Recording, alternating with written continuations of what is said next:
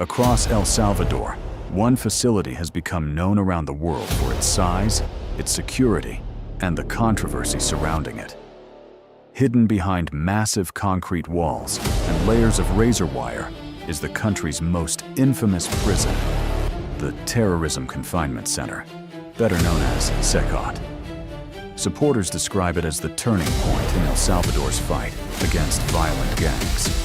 Critics argue it reflects the high price of restoring order through extraordinary measures.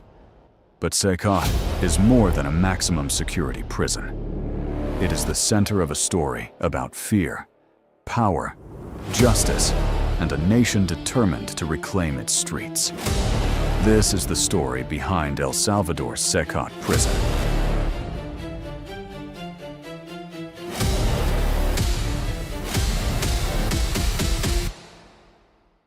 For years, El Salvador was known as one of the most dangerous countries on Earth. Although geographically small, the nation became trapped in a cycle of violence fueled by powerful criminal organizations, particularly Mara Salvatrucha, better known as MS-13 and Barrio 18. These gangs did far more than commit street crimes. They controlled neighborhoods, collected extortion payments from businesses, recruited children, murdered rivals, intimidated witnesses, and often operated with near-total control over entire communities. Many Salvadorans lived with constant fear. Shop owners paid rent to gangs just to keep their businesses open. Bus drivers were threatened or killed if they refused to pay extortion money. Families avoided crossing invisible boundaries because entering the wrong neighborhood could be fatal. Entire communities adapted their daily lives around gang territories. By the late 2000s and 10s, gang violence had become deeply rooted throughout the country. Successive governments attempted different approaches. Some focused on aggressive policing. Others negotiated secret truces with gang leaders. Neither strategy produced lasting peace. Instead, violence repeatedly returned. On the evening of March 25th, 2022, violence erupted across El Salvador. Within just 72 hours, more than 80 people were murdered, making it one of the deadliest weekends the country had experienced in years. Many of the victims had no connection to gangs, and the sudden wave of killings sent shockwaves through the nation. The government blamed the attacks on the country's most powerful criminal organizations, MS-13 and Barrio 18, accusing them of deliberately unleashing violence to pressure the state. President Nayib Bukele responded immediately. The government declared a nationwide state of emergency, known as the State of Exception. Emergency powers expanded police authority and suspended several constitutional protections, including certain due process guarantees. Security forces launched one of the largest anti-gang operations in the country's history. Police officers and soldiers flooded neighborhoods. Roadblocks appeared throughout cities. House-to-house searches became common. Thousands of suspected gang members were arrested within weeks. Then tens of thousands more followed. With thousands of suspected gang members being arrested every week, El Salvador's prison system was pushed beyond its limits. Existing prisons were already overcrowded, and the government believed they could no longer securely contain the growing number of detainees. Authorities also argued that many gang leaders were still able to communicate with members outside prison, allowing criminal operations to continue despite their incarceration. To address the crisis, President Nayib Bukele announced the construction of a new maximum security prison that would become the largest in Latin America. The facility was built in a remote area of Tecoluca in San Vicente Department, chosen for its distance from major cities and its suitability for a heavily fortified complex. In mid-2022, construction began on a massive prison complex in Tecoluca, San Vicente Department. The project moved at remarkable speed. By early 2023, the facility was complete. Its official name was Centro de Confinamiento del Terrorismo, CECOT. Designed to house up to 40,000 inmates, it became one of the largest maximum security prisons ever built. The prison covers hundreds of acres. Towering walls surround the compound. Watchtowers overlook every section. Multiple layers of fencing, electronic surveillance systems, and armed security create overlapping rings of protection. Authorities describe it as virtually escape-proof. The prison was designed specifically for individuals accused or convicted of terrorism-related gang crimes. Government officials stated that those housed inside would never again threaten Salvadoran society. For those sent to CECOT, life changes the moment they arrive. Prisoners are transported under heavy military escort, often in large convoys of buses, surrounded by armed police and soldiers. Upon entering the facility, they undergo a strict intake process. Authorities verify their identities, conduct medical examinations, confiscate all personal belongings, and issue standard white prison uniforms. Their heads are shaved, a measure the government says is intended to improve hygiene and make identification easier. The prison itself is built for control rather than rehabilitation. Instead of small individual cells, inmates are housed in large communal units that can hold dozens of prisoners at a time. Rows of stacked steel bunks line the concrete floors, with little personal space between them.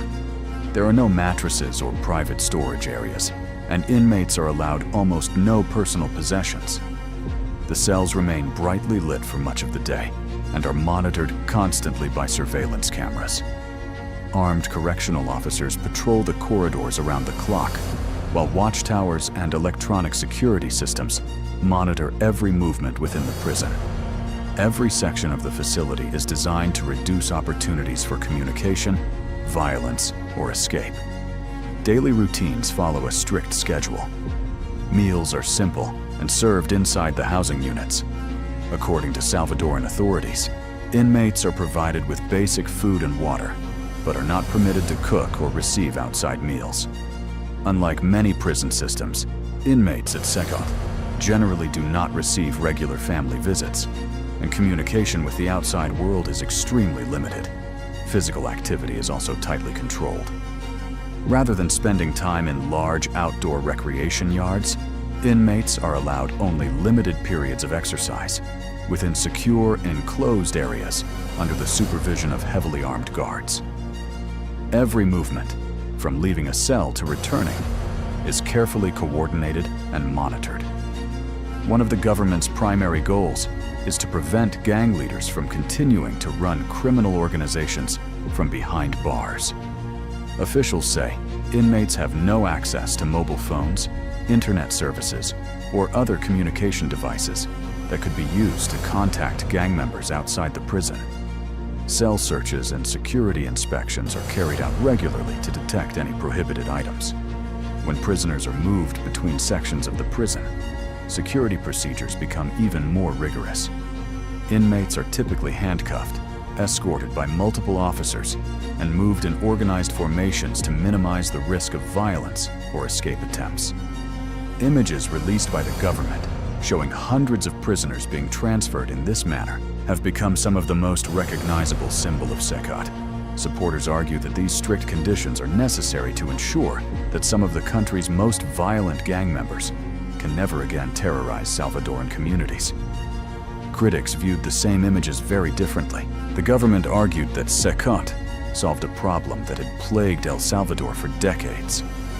Previous prisons often became command centers, where gang leaders continued directing murders, extortion, and drug trafficking using illegal cell phones and outside contacts.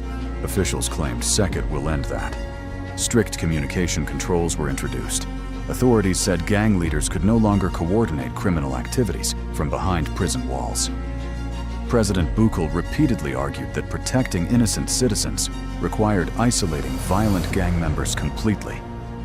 His administration presented falling homicide rates as evidence that the strategy was working.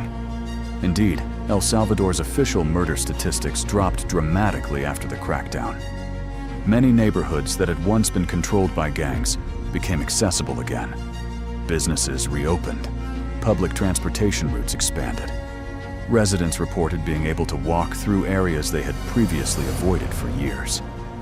For countless Salvadorans, everyday life changed in ways they had never imagined possible. Yet, as crime declined, criticism intensified. Human rights organizations, legal experts, and international observers raised serious concerns. One major criticism centered on the scale of arrests. More than 70,000 people were detained during the state of exception. Critics argued that many arrests relied on anonymous tips, tattoos, neighborhood associations, or other forms of evidence they considered insufficient. Families reported relatives disappearing into detention, despite claiming they had no gang connections. Some detainees were later released after authorities determined there was not enough evidence against them. Others remained imprisoned while awaiting legal proceedings. Human rights groups also expressed concern about access to legal representation, lengthy pretrial detention, prison conditions, and reports of deaths occurring while individuals were in government custody. The Salvadoran government rejected many of these criticisms. Officials argued that extraordinary threats required extraordinary measures. They maintained that protecting millions of law-abiding citizens took priority over the comfort of violent criminals. Regardless of opinion, CECOT had become one of the most famous prisons on Earth. Whether history ultimately remembers CECOT as a landmark achievement in public security or as a cautionary example of emergency justice remains to be seen. Its concrete walls stand as a reminder that the struggle between security and freedom is one of the oldest and most difficult questions any society can face. Thank you for watching. If you found this documentary informative, consider subscribing for more carefully researched true crime stories based on verified facts, court records, and official investigations. Until next time, stay informed, stay vigilant, and remember that the most unsettling mysteries are often the ones hidden in plain sight.